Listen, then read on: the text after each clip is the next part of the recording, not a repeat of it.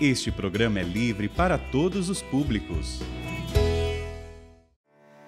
O Senhor esteja convosco. Ele está no meio de nós. Proclamação do Evangelho de Jesus Cristo, segundo Lucas. Glória a vós, Senhor. Naquele tempo, Jesus saiu da sinagoga e entrou na casa de Simão. A sogra de Simão estava sofrendo com febre alta e pediram a Jesus em favor dela. Inclinando-se sobre ela, Jesus ameaçou a febre e a febre a deixou. Imediatamente, ela se levantou e começou a servi-los. Ao pôr do sol, todos os que tinham doentes, atingidos por diversos males, os levaram a Jesus. Jesus punha as mãos em cada um deles e os curava. De muitas pessoas também saíam demônios, gritando: Tu és o Filho de Deus.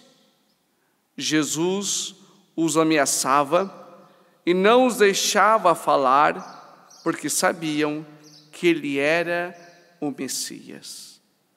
Ao raiar do dia, Jesus saiu e foi para um lugar deserto.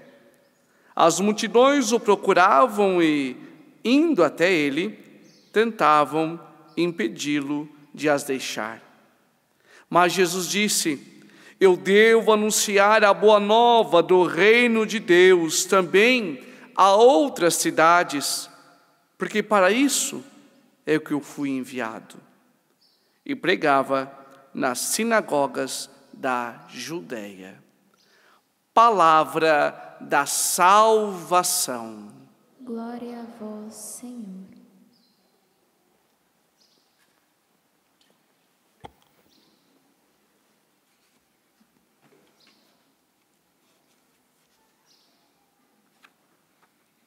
Meus irmãos e minhas irmãs, o Evangelho que hoje estamos celebrando, ele nos dá vários significados. Primeiro, Jesus estava ali na sinagoga. Essa sinagoga é bem próxima da casa de Pedro. Quem teve a oportunidade de ir em Cafarnaum, o lugar onde Jesus fez muitos milagres, não foram poucos os milagres que Deus fez ali, mas sinagoga é o lugar da palavra, é o lugar da palavra de Deus. E Jesus estava ali meditando a palavra, e também em alguns outros episódios nós vimos Jesus proclamando, e aqueles homens admirados, quando ele disse da sua vinda messiânica, quando ele usou ali a palavra de Isaías, que o Espírito de Deus estava sobre ele.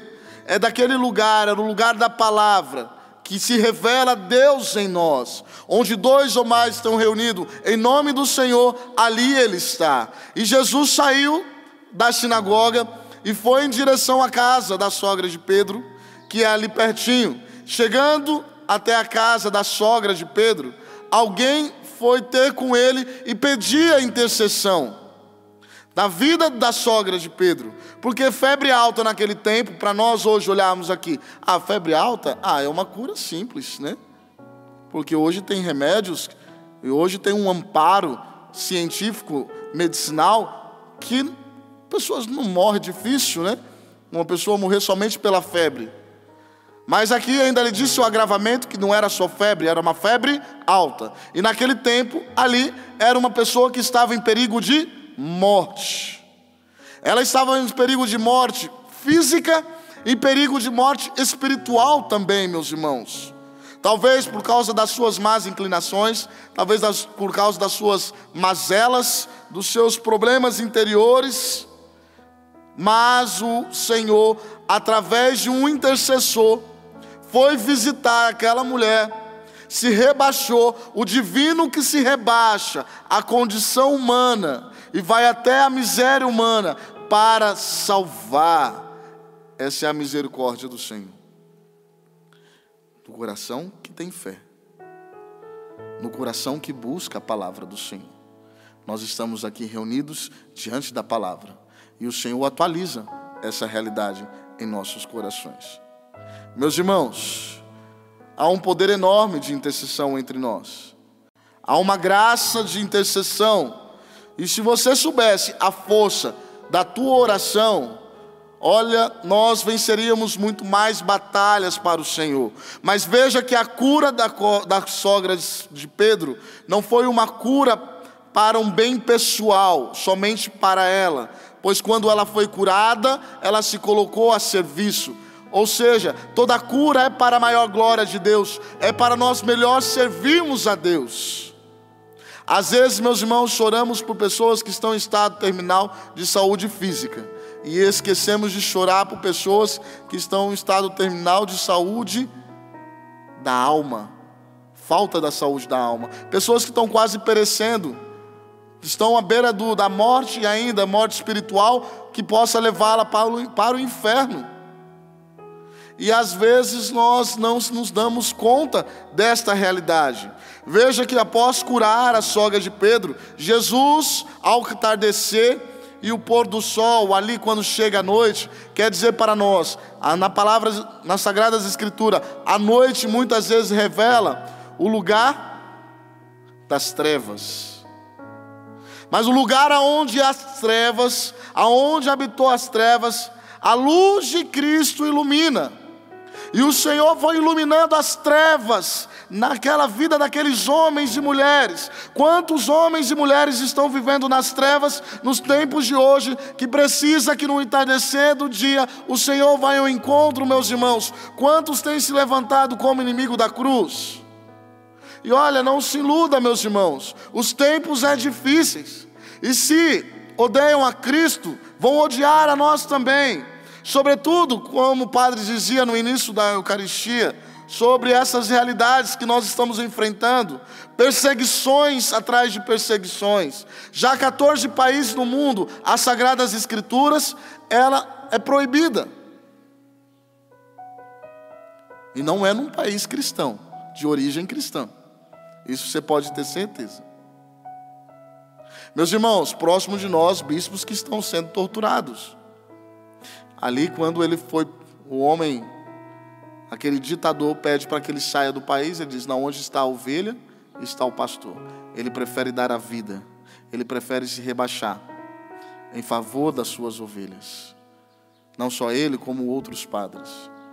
Veja a dilaceração que está acontecendo, da falta de respeito com a Santíssima Eucaristia, a profanação que há no meio de nós. Mas, meus irmãos, olha, cuidado com os discursos que você escuta na internet, porque aí vem bons homens com bons propósitos, tentando amenizar isso que aconteceu e dizer para você: não, o que ele fez, o que eles fizeram, não é tão pior do que se você tivesse em pecado mortal. Me desculpa, uma coisa não desconsidera a outra. Não é sobre o teu pecado mortal que nós estamos falando, que é claro, você está em perigo de morte espiritual e precisa pedir, ou você mesmo vai encontrar Jesus, ou encontrar alguém que possa, como a sogra de Pedro, pedir que aquela febre, ela passe no meio de nós. É preciso permanecer com a porta aberta. Mas, meus irmãos, não dá para você tentar abafar uma coisa dizendo outra. As duas coisas estão erradas. Profanação é profanação. O mal é mal e não deixa de ser mal com o outro mal. As coisas permanecem. Senão a gente vai colocando panos quentes sobre as coisas. E vamos vivendo uma geração mimimi, ou uma geração assim que não pode se dizer a verdade, não pode dizer. E a gente não traz saúde para as pessoas que estão adoecidas, que estão com febre alta, no plano espiritual. Santa Rita, ela, sabendo da resistência do céu, e o quão grande é maravilhoso estar no céu, e como viver naquela palavra que vale viver um dia na presença do Senhor, do que 1000 anos fora deles, quando ela percebeu que seus filhos estavam em perigo de morte espiritual, porque estavam em estado febril com este mundo, o que ela pediu para eles? Senhor, não deixa que meus filhos se percam. eu prefiro perdê-los para esta vida, mas não para a eternidade. Ela pediu a morte desta vida, porque ela queria um bem maior, a vida eterna. Se você percebe que você se encontra com uma doença, em febre, olha, eu continuo vendo o milagre do Senhor acontecer. É só pedir. E tão poderosa é a oração de intercessão. Ore pelos inimigos da igreja, meus irmãos, e sustenta aqueles que permanecem. Não se regozija, não se alegra com aqueles que vão se perdendo no caminho. Meu Deus, ficou mais um pelo caminho. Meu Deus, ficou mais um pelo caminho. Reza para as almas tíbias, para as almas que estão cansadas, para as almas que não estão aguentando a guerra, a batalha. Como disse Nosso Senhor, estamos num vale de lágrimas. Nós não devemos nos alegrar e nem apontar o dedo ao pecado de ninguém, mas é abrir a porta do céu, através do ministério da confissão. E se encontra alguém em pecado, busca, leva o alívio a este irmão, mas não fecha ele, comparando o seu pecado com o pecado dos blasfemadores, com aqueles que rejeitam o Senhor, porque eu não tenho medo de um pecador, seja ele qual pecado for, eu não tenho medo, porque para ele a porta aberta está entreaberta até que ele busque a salvação. Para ele um dia haverá a possibilidade da glória de Deus. Mas para quem não crê, meus irmãos, ele perdeu a única possibilidade de encontrar o céu. Como eu posso comparar as duas coisas? Só peca quem crê. Quem não crê não peca, porque já está condenado, porque não acredita. Um dia uma jovem perguntou: padre, eu não acredito em Deus, mas eu vou para o céu. Minha filha, a primeira coisa que eu preciso te dizer: se você não acredita no céu, esse não é um problema seu, não deveria ser uma crise sua. Mas calma, me parece que você acredita, porque você acredita no céu. Mas não há salvação sem Cristo, não há remédio sem Cristo, não há, meus irmãos. Ele é a porta, Jesus é a porta. Vós sois o ramo e eu sou a videira, sem mim nada podeis fazer, sem mim não alcançareis a salvação. Mas eu quero dizer, minha filha, se você crê, abre um abismo diante de você da salvação. Esse é o maior dos milagres que eu peço nessa Eucaristia, o milagre da conversão daqueles que não creem. Porque talvez o seu coração esteja dilacerado por pessoas da sua família que está afastada de Deus, que está em perigo de morte espiritual. E nós não podemos brincar com essas coisas. E eu também não posso arrefecer a tua fé. Se você está em pecado, busque a confissão. Busque. Esse é um remédio. Mas você não é como o inimigo da cruz, porque você crê. E para você ainda há salvação. Eu estava em Lorena, quero terminar, numa missa como essa. Uma missa, não era nem uma missa carismática, era uma missa, né, semanal, do jeitinho que está sendo essa. E ali, ao acabar aquela missa, me veio uma senhora chamada Vanessa e outras pessoas junto com ela, na frente dela, e dizendo: padre, a Vanessa precisa que o senhor ore por ela, porque ela está com febre há mais de 7 dias, e ela já foi no médico, já tomou os antibióticos. O medo dela é ter que ir novamente e ser internada, porque se ela não melhorar desta febre alta, ela vai para o hospital. Veja, aquelas pessoas pedindo por aquela moça. E o padre estava atrasado para ir para uma outra missa, para outro compromisso, e era justamente uma outra missa. E naquele momento eu falei: eu não posso deixar de não orar por ela, mas eu não tenho muito tempo. Mas o tempo que é precioso, eu tenho e eu darei para esta mulher. Quando ela chegou, eu pedi o batismo do Espírito Santo sobre ela. Foi uma oração de no máximo 5 minutos, meus irmãos, pedindo o batismo do Espírito, porque não padre nada pode fazer. Quem faz é Cristo Jesus, e é Ele que traz o milagre aos corações. E olhei nos olhos daquela mulher e disse: você crê que você está curada? Se creres, verás a glória de Deus. O Senhor quer te dar a cura, minha querida. E quando ela saiu daquele lugar, meus irmãos, numa semana depois, quando eu tinha acabado a missa, tinha uma multidãozinha ali de pessoas querendo que o padre rezasse. E ela chegou: padre, depois o momento que o senhor orou, eu fui curada. Eu fui curada. Pelo nome de Jesus. É Jesus que cura as feridas da alma e do corpo.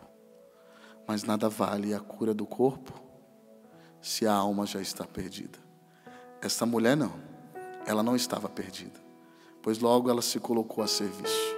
Depois eu continuei acompanhando ela e eu vi a grande mulher de Deus, que saiu da condição de morte física e se pôs a serviço na sua comunidade, ali na paróquia de Cristo Rei, tão pertinho de nós. Deus realizando o milagre. O que Deus pode fazer através de você. Glória ao Pai, ao Filho e ao Espírito Santo.